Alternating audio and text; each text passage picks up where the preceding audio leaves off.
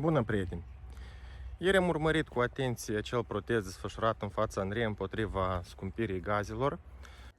Cred că pe fonul unei nemulțumiri sociale, fiecare cetățean înțelege destul de bine că apar în mod foarte repede anumite forțe politice care încearcă cumva să preia această nemulțumire și să o îndrepte împotriva actualei guvernări.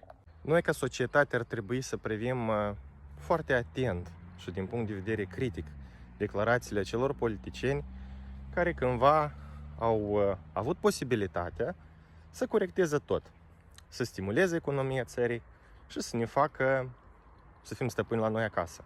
Însă n-au făcut. Și n-au făcut-o din multiple motive, inclusiv și din faptul că toți Dodonii, Ciobanii și așa mai departe, care au fost până acum la putere, au stat la o mână cu rușii. Dodon, în mod public, a afirmat că noi trebuie să recunoaștem datoria Transnistriei la gaz.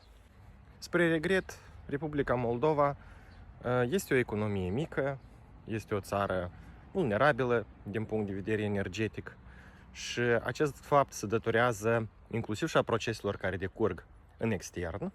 Războiul din Golful Persic, războiul de la graniță din Ucraina, care foarte mult ne afectează situația economică în țară.